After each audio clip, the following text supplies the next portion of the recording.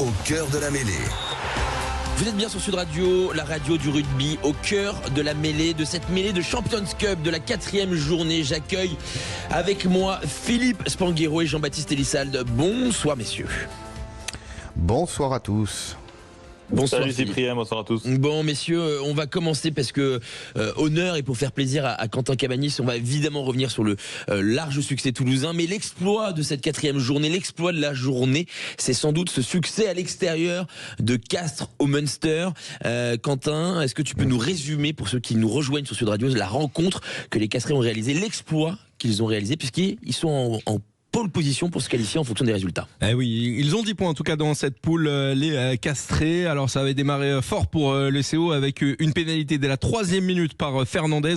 Ensuite un essai de Karawalevu qui casse le rideau défensif de cette équipe du Munster et s'est transformé. Donc le CO qui mène rapidement 10-0. Ensuite essai de Casey, le demi de mêlée, doublé pour le demi de mêlée. Chabouni à la 39e minute vient réduire l'écart pour le Castres Olympique avec un essai suite à un ballon un peu cafouillé par la défense du Munster. À la mi-temps, il y avait 17-14.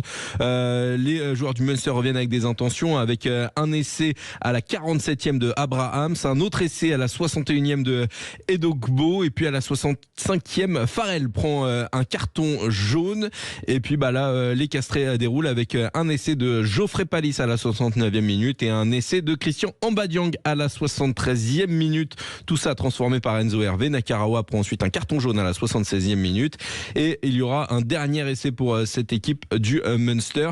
Et puis finalement, le CO tiendra jusqu'à la fin du match pour aller chercher ce succès bonifié au Munster, ce qui leur permet d'avoir 10 points au classement, ce qui les classe actuellement deuxième de la poule avant les autres matchs, mais ce serait Basse leader, Castres deuxième avec 10 points, égalité avec Édimbourg troisième, ensuite Toulon quatrième avec 9 points, le Munster est cinquième avec 8 points et Gloucester sixième avec 6 points. Donc voilà, si jamais le RCT venait à s'imposer, la qualification et du Castres Olympique et du RCT serait effective. En effet, ce serait en effet un exploit. Jean-Baptiste, comment tu analyses ce match ultra impressionnant quand même des Castrés qui gagnent à l'extérieur en Irlande leur qualification alors que tout était compliqué pour eux?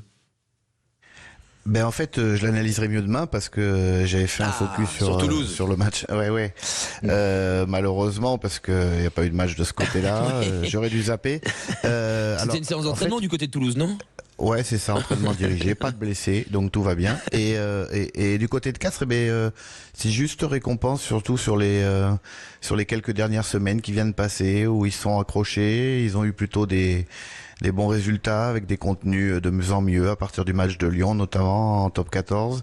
Et puis ils ont pas lâché, ils ont mis aucun match à la poubelle, ils sont accrochés et c'est juste récompense pour eux. Donc c'est un très bon résultat, ouais. et techniquement et tactiquement, je vous en parlerai un peu plus demain. Bien sûr. Ce qui est important dans ce que dit Jean-Baptiste, c'est que le CO n'a pas lâché cette compétition malgré des résultats plutôt en leur défaveur et une qualification quand même très compliquée à aller chercher parce qu'il fallait s'imposer à Limerick, ce qui est quand même une chose très compliquée.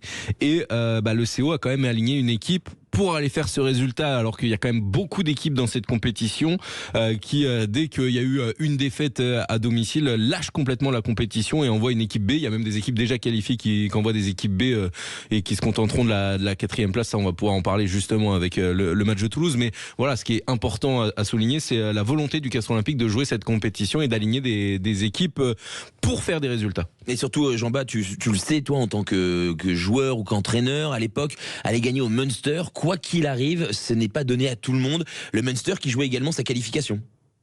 Ouais, l'atmosphère, même si le Munster a un peu perdu de sa superbe dans les 10 dernières années, ça reste quand même un exploit. Aller mettre le bonus aussi là-bas. J'ai pas les conditions climatiques qu'il y faisait, mais ça prouve que le CO a dû avoir un jeu quand même assez complet.